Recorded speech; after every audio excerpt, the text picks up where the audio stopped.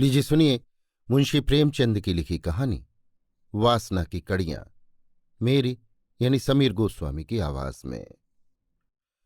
बहादुर भाग्यशाली कासिम मुल्तान की लड़ाई जीतकर घमंड के नशे से चूर चला आता था। शाम हो गई थी।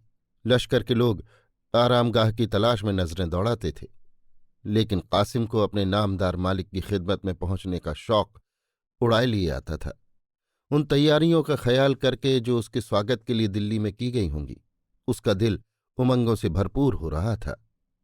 सड़कें बंधनवारों और झंडियों से सजी होंगी। चौराहों पर नौबत खाने अपना सुहाना राग अलापेंगे। ज्यों ही मैं शहर के अंदर दाखिल हूंगा, सारे शहर में शोर मच जाएगा। तोपें अगवानी के लिए जोर शोर से अपनी आवाजें बुलंद करेंगी। हवेलियों के झरोखों पर शहर की चांद जैसी सुंदर स्त्रियां आंखें गड़ाकर मुझे देखेंगी और मुझ पर फूलों की बारिश करेंगी। जड़ाऊ हौदों पर दरबार के लोग मेरी अगवानी को आएंगे। इस शान से दीवाने खास तक जाने के बाद जब मैं अपने हुजूर की खिदमत में पहुंचूंगा, तो वो बाहें खोले हुए मुझे सीने से लगाने के लिए उठेंगे और मैं बड़े आदर से उनके पैरों को चूम लूंगा। आह, वो शुभ घड़ी कब आएगी। कासिम मतवाला हो गया। उसने अपने चाव की बेसुधी में घोड़े को एड़ लगाई।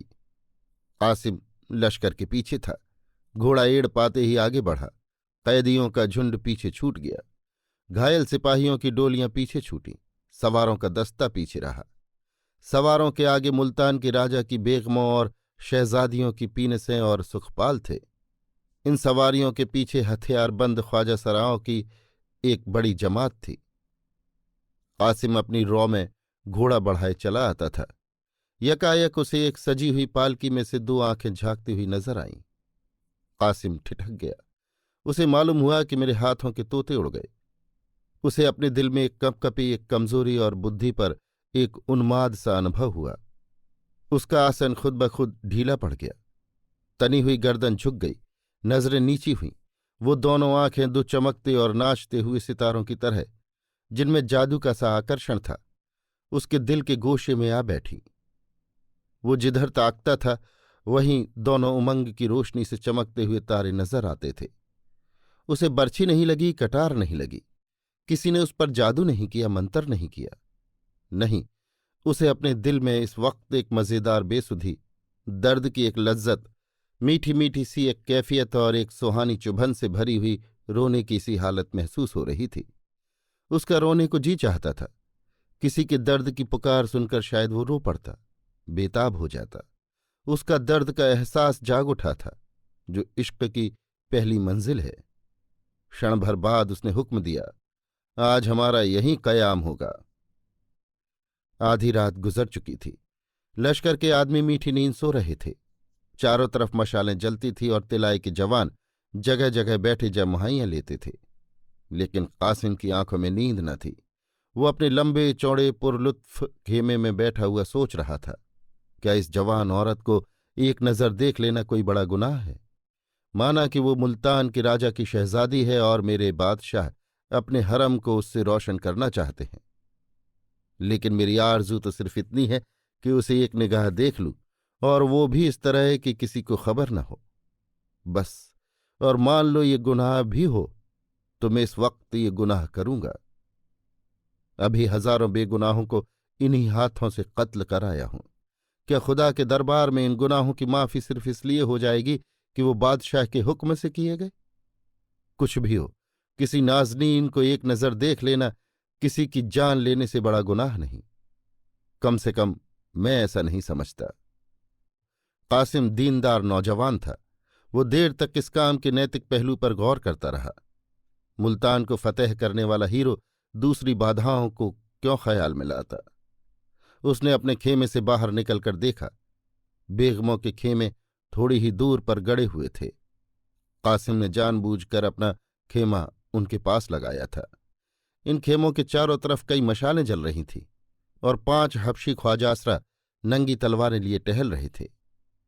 कासिम आकर मसनद पर लेट गया और सोचने लगा, इन कमबख्तों को क्या नींद न आएगी? और चारों तरफ इतनी मशालें क्यों जला रखी हैं? इनका गुल होना जरूरी है। इसलिए पुकारा, मसरूर!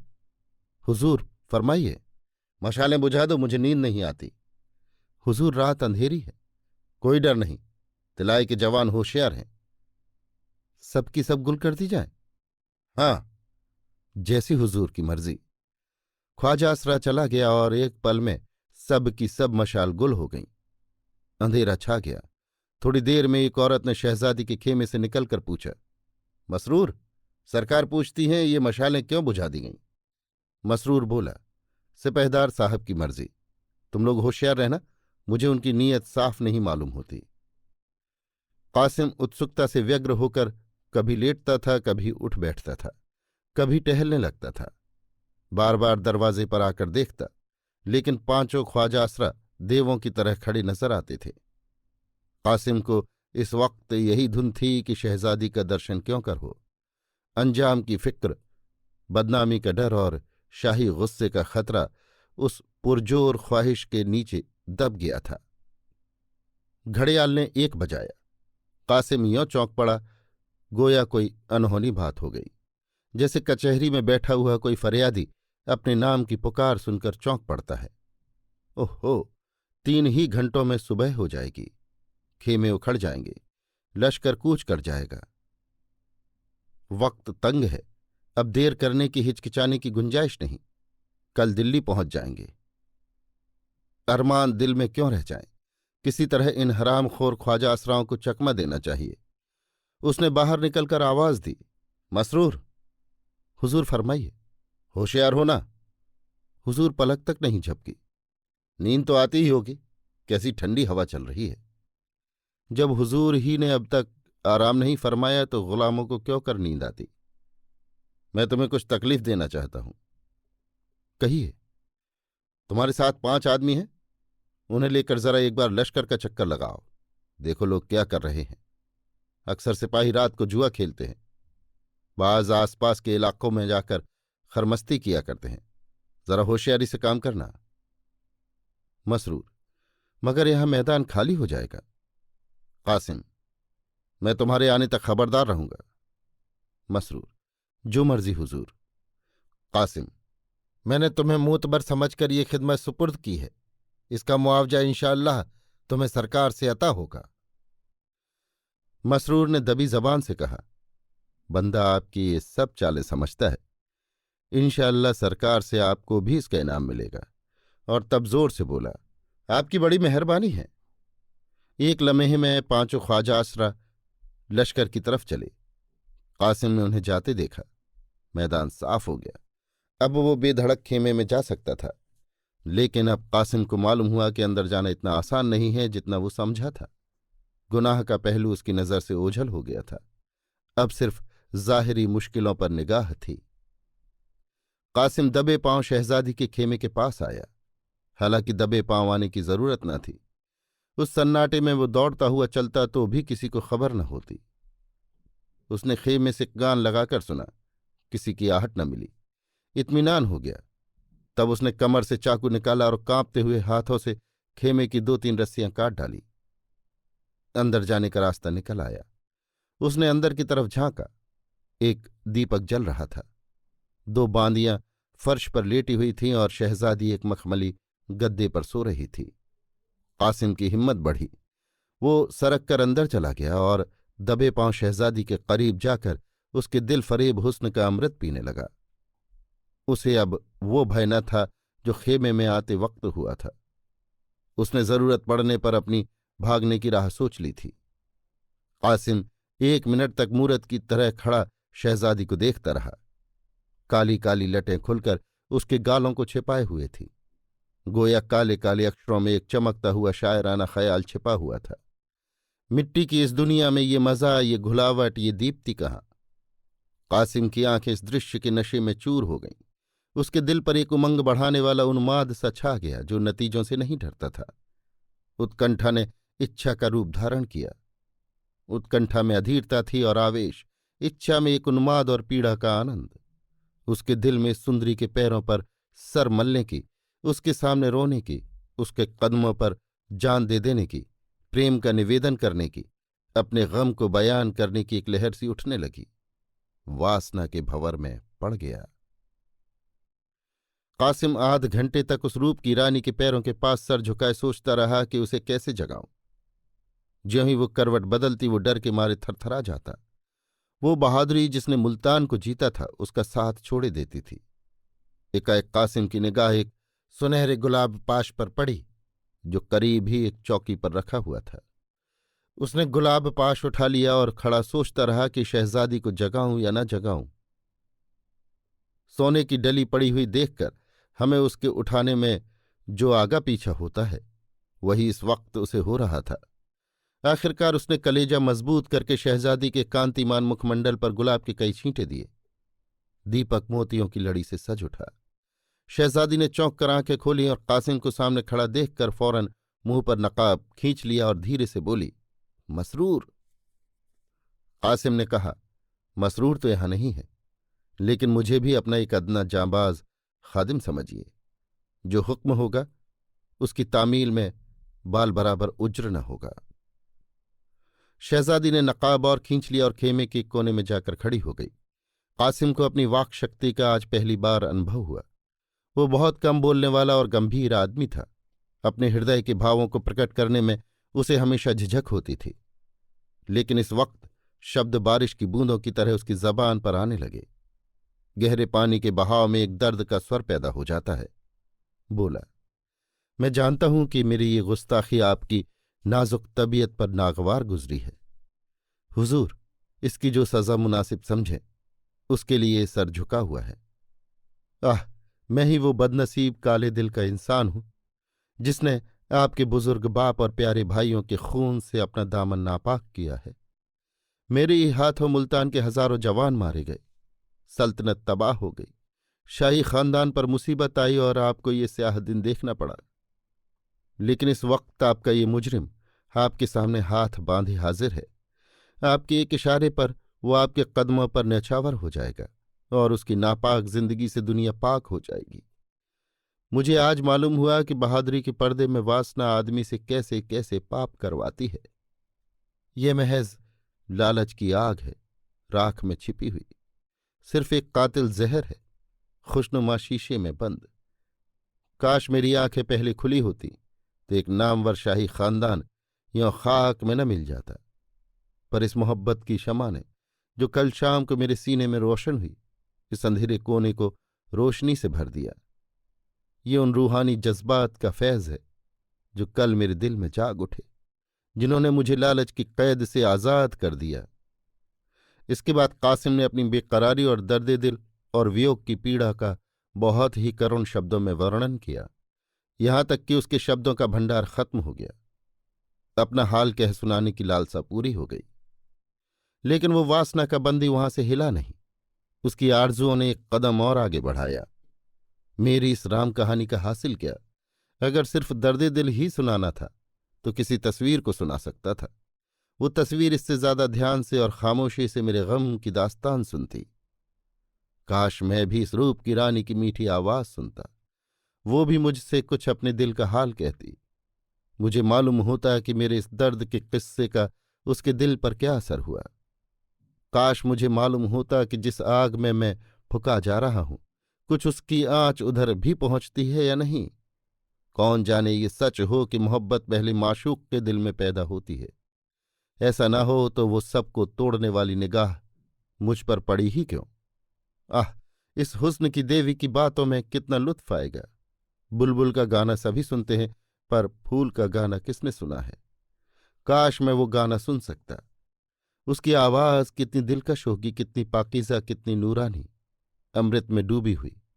और जो कहीं वो भी मुझसे प्यार करती हो तो फिर मुझसे ज्यादा खुशनसीब दुनिया में और कौन होगा। इस ख्याल से कासिम का दिल उछलने लगा। रगों में एक हरकत सी मालूम हुई। इसके बावजूद कि बांदियों के जाग जाने और मसरूर की वापसी का धड़का लगा हुआ था, आपसी बातचीत की इच्छा ने उसे अधीर कर दिया। बोला, हुस्न की मलिका, यह जख्मी दिल आपकी इनायत की नज़र का मुस्तहक है, कुछ उसके हाल पर रहम न कीजिएगा।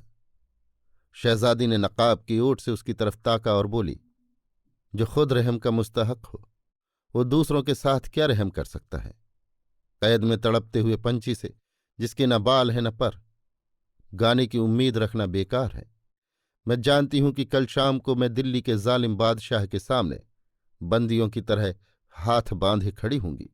मेरी इज्जत, मेरे रुतबे और मेरी शान का दारोमदार खानदानी इज्जत पर नहीं बल्कि मेरी सूरत पर होगा। नसीब का हक पूरा हो जाएगा। कौन ऐसा आदमी है जो इस जिंदगी की आरजू रखेगा? आह, मुल्तान की शहजादी आज एक जालिम चालबाज पापी आदमी की वासना का शिकार बनने पर मजबूर है। जाइए, मुझे मेरे हाल पर छोड़ दीजिए। मैं बदनसीब हूं। ऐसा न हो कि मेरे साथ आपको भी शाही गुस्से का शिकार बनना पड़े। दिल में कितनी ही बातें हैं, मगर क्यों कहूं, क्या हासिल। इस भेद का भेद बना रहना ही अच्छा है। आप में सच्ची बहादुरी और खुददारी का जौहर है। आप दुनिया में नाम पैदा करेंगे, बड़े बड़े काम करेंगे। खुदा आपके इरादों में बरकत दे। यही इस आफत की मारी हुई औरत की दुआ है। मैं सच्चे दिल से कहती हूं कि मुझे आपसे कोई शिकायत नहीं है। आज मुझे मालूम हुआ कि मोहब्बत बैर से कितनी पाक होती है। उस दामन में मुंह छिपाने से भी परहेज नहीं करती जो उसके अजीजों के खून से लिथड़ा हुआ हो। आज ये कमबख्त दिल उबला पड़ता है। अपने कान बंद कर लीजिए, वो अपने आपे में नहीं है। उसकी बातें न सुनिए। सिर्फ आपसे यही विनती है कि इस गरीब को भूलना चाहिएगा।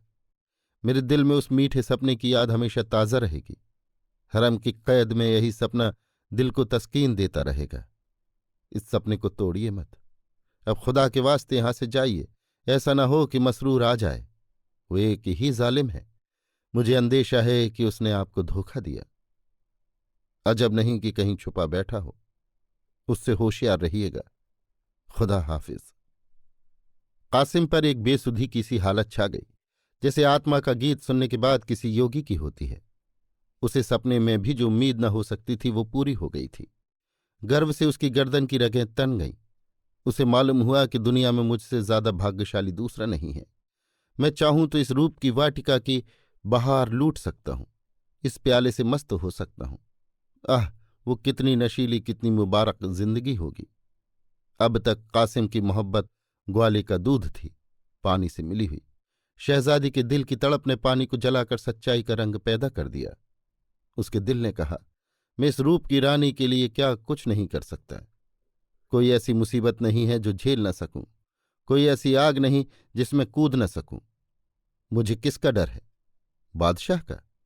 बादशाह का गुलाम नहीं, उसके सामने हाथ फैलाने वाला नहीं, उसका मोहताज नहीं। मेरे जौहर की हर एक दरबार में कद्र हो सकती है। मैं आज इस गुलामी की जंजीर को तोड़ डालूंगा और उस देश में जा बसूंगा जहां बादशाह के फरिश्ते भी पर नहीं मार सकते। हुस्न की नेमत पाकर अब मुझे किसी और चीज की इच्छा नहीं। अब अपनी आरजुओं का गला क्यों घोटूं? कामनाओं को क्यों निराशा का ग्रास बनने दूं? उसने उन्माद की सी स्थिति में कमर से तलवार निकाली और जोश के साथ बोला, जब तक मेरे बाजुओं में दम है कोई आपकी तरफ आंख उठाकर भी देख नहीं सकता, चाहे वो दिल्ली का बादशाह ही क्यों न हो। मैं दिल्ली के कूचे और बाजार में खून की नदी बहा दूंगा, सल्तनत की जड़ें हिला दूंगा, शाही तख्त को उलट पलट कर रख दूंगा। और कुछ न कर सकूंगा तो मर मिटूंगा, पर अपनी आंखों से आपकी ये जिल्लत न देखूंगा। शहजादी आहिस्ता आहिस्ता उसके करीब आई और बोली, मुझे आप पर पूरा भरोसा है, लेकिन आपको मेरी खातिर से जब्त और सब्र करना होगा। आपके लिए मैं महल सरा की तकलीफें और जुल्म सब सह लूंगी। आपकी मोहब्बत ही मेरी जिंदगी का सहारा होगी। ये यकीन कि आप मुझे अपनी लौंडी समझते हैं मुझे हमेशा संभालता रहेगा। कौन जाने तकदीर हमें फिर मिलाए। कासिम ने अकड़ कर कहा, आप दिल्ली जाए ही क्यों? हम सुबह होते होते भरतपुर पहुंच सकते हैं। शहजादी, मगर हिंदुस्तान के बाहर तो नहीं जा सकते। दिल्ली की आंख का कांटा बनकर मुमकिन है हम जंगलों और वीरानों में जिंदगी के दिन काटें, पर चैन नसीब न होगा। असलियत की तरफ से आंखें न बंद कीजिए। खुदा ने आपको बहादुरी दी है, पर तेगे इस्फहानी भी तो पहाड़ से टकरा कर टूट ही जाएगी। कासिम का जोश कुछ धीमा हुआ। भ्रम का पर्दा नजर से हट गया। कल्पना की दुनिया में बढ़ बढ़कर बातें करना आदमी का गुण है। कासिम को अपनी बेबसी साफ दिखाई पड़ने लगी। बेशक मेरी ये लनत रानियां मजाक की चीज हैं। दिल्ली के शाह के मुकाबले में मेरी क्या हस्ती है? उनका एक इशारा मेरी हस्ती को मिटा सकता है। हसरत भरे लहजे में बोला, मान लीजिए हमको जंगलों और वीरानों ही में जिंदगी के दिन काटने पड़े तो क्या? मोहब्बत करने वाले अंधेरे कोने में भी चमन की सैर का लुत्फ उठाते हैं। मोहब्बत में वो फकीरों और दरवेशों जैसा अलगाव है जो दुनिया की नेमतों की तरफ आंख उठाकर भी नहीं देखता। शहजादी, मगर मुझसे ये कब मुमकिन है कि अपनी भलाई के लिए आपको इन खतरों में डालूं? मैं शाही दिल्ली के जुल्म की कहानियां सुन चुकी हूं। उन्हें याद करके रोंगटे खड़े हो जाते हैं। खुदा वो दिन न लाए कि मेरी वजह से आपका बाल भी बांका हो। आपकी लड़ाइयों के चर्चे, आपकी खैरियत की खबरें उस कैद में मुझको तस्कीन और ताकत देंगी। मैं मुसीबतें झेलूंगी और हंस हंस कर आग में जलूंगी और माथे पर बल न आने दूंगी। हाँ, मैं शाही दिल्ली के दिल को अपना बनाऊंगी, सिर्फ आपकी खातिर से, ताकि आपके लिए मौका पड़ने पर दो चार अच्छी बातें कह सकूं। लेकिन कासिम अब भी वहां से न हिला। उसकी आरजुएं उम्मीद से बढ़कर पूरी होती जाती थी, फिर हवस भी उसी अंदाज से बढ़ती जाती थी। उसने सोचा, अगर हमारी मोहब्बत की बहार सिर्फ कुछ लम्हों की मेहमान है तो फिर उन मुबारक लम्हों को आगे की चिंता से क्यों बेमज़ा करें? अगर तकदीर में इस हुस्न की नेमत को पाना नहीं लिखा है तो इस मौके को हाथ से क्यों जाने दूं? कौन जाने फिर मुलाकात हो या न हो, ये मोहब्बत रहे या न रहे। बोला, शहजादी, अगर आपका यही आखिरी फैसला है तो मेरे लिए सिवाय हसरत और मायूसी के और क्या चारा है? दुख होगा, कुढ़ूंगा, पर सब्र करूंगा। अब एक दम के लिए यहां आकर मेरे पहलू में बैठ जाइए ताकि इस बेकरार दिल को तस्कीन हो। आइए, एक लम्हे के लिए भूल जाए कि जुदाई की घड़ी हमारे सर पर खड़ी है। कौन जाने वो दिन कब आए। शान शौकत गरीबों की याद भुला देती है। आइए, एक घड़ी मिलकर बैठे, अपनी जुल्फों की अंबरी खुशबू से इस जलती हुई रूह को तरावट पहुंचाइए। ये बाहें गलों की जंजीरें बन जाएं। अपने बिल्लौर जैसे हाथों से प्रेम के प्याले भर भर कर पिलाइए। सागर के ऐसे दौड़ चले कि हम छक जाएं। दिलों पर सुरूर का ऐसा गाढ़ा रंग चढ़े जिस पर जुदाई की तुर्शियों का असर न हो। वो रंगीन शराब पिलाइए जिस झुलसी हुई आरजुओं की खेती को सींच दे और ये रूह की प्यास हमेशा के लिए बुझ जाए। मय अर्गवानी के दौर चलने लगे। शहजादी की बिल्लौरी हथेली में सुर्ख शराब का प्याला ऐसा मालूम होता था जैसे पानी की बिल्लौरी सतह पर कमल का फूल खिला हो। कासिम दोनों दुनिया से बेखबर प्याले पर प्याले चढ़ाता जाता था, जैसे कोई डाकू लूट के माल पर टूटा हुआ हो। यहां तक कि उसकी आंखें लाल हो गई, गर्दन झुक गई, पी पी कर मदहोश हो गया। शहजादी की तरफ वासना भरी आंखों से ताकता हुआ बाएं खोले बढ़ा कि घड़ियाल ने 4 बजाए और कूच के डंके की दिल छेद देने वाली आवाजें कान में आईं। बाहें खुली की खुली रह गई। लौंडियां उठ बैठी। शहजादी उठ खड़ी हुई और बदनसीब कासिम दिल की आरजुएं लिए खेमे से बाहर निकला, जैसे तकदीर के फौलादी पंजे ने उसे ढकेल कर बाहर निकाल दिया हो। जब अपने खेमे में आया तो दिल आरजुओं से भरा हुआ था। कुछ देर के बाद आरजुओं ने हवस का रूप भरा और अब बाहर निकला तो दिल हसरतों से पामाल था। हवस का मकड़ी जाल उसकी रूह के लिए लोहे की जंजीर बना हुआ था। सुबह का सुहाना वक्त था। ठंडी ठंडी हवा के सागर में धीरे धीरे लहरें उठ रही थीं। बहादुर किस्मत का धनी कासिम मुल्तान के मोर्चे को सर करके गर्व की मदरा पिए उसके नशे में चूर चला आता था। दिल्ली की सड़कें बंधनवारों और झंडियों से सजी हुई थीं। गुलाब और केवड़ी की खुशबू चारों तरफ उड़ रही थी। जगह जगह नौबत खाने अपना सुहाना राग अलाप रहे थे। शहर पनाह के अंदर दाखिल होते ही सारे शहर में एक शोर मच गया। तोपों ने अगवानी की घन गरज सदाएं बुलंद की। ऊपर झरोखों में नगर की सुंदरियां सितारों की तरह चमकने लगीं। कासिम पर फूलों की बरखा होने लगी। वो शाही महल के करीब पहुंचा तो बड़े बड़े अमीर उमरा उसकी अगवानी के लिए कतार बांधे खड़े थे। इस शान से वो दीवाने खास तक पहुंचा। उसका दिमाग इस वक्त 7वें आसमान पर था। चाव भरी आंखों से ताकता हुआ बादशाह के पास पहुंचा और शाही तख्त को चूम लिया। बादशाह मुस्कुराकर तख्त से नीचे उतरे और बाहें खोले हुए कासिम को सीने से लगाने के लिए बढ़े। कासिम आदर से उनके पैरों को चूमने के लिए झुका कि एकाएक उसके सिर पर एक बिजली सी गिरी। बादशाह का तेज खंजर उसकी गर्दन पर पड़ा और सर तन से जुदा होकर अलग जा गिरा। खून के फव्वारे बादशाह के कदमों की तरफ तख्त की तरफ और तख्त के पीछे खड़े होने वाले मसरूर की तरफ लपके, गोया कोई झल्लाया हुआ आग का सांप है। घायल शरीर एक पल में ठंडा हो गया, मगर दोनों आंखें हसरत की मारी हुई दो मूर्तों की तरह देर तक दीवारों की तरफ ताकती रहीं। आखिर वो भी बंद हो गई। हवस ने अपना काम पूरा कर दिया। अब सिर्फ हसरत बाकी थी, जो बरसों तक दीवाने खास के दरो दीवार पर छाई रही और जिसकी झलक अभी तक कासिम के मजार पर घास फूस की सूरत में नजर आती है। अभी आप सुन रहे थे मुंशी प्रेमचंद की लिखी कहानी वासना की कड़ियां, मेरी यानी समीर गोस्वामी की आवाज में।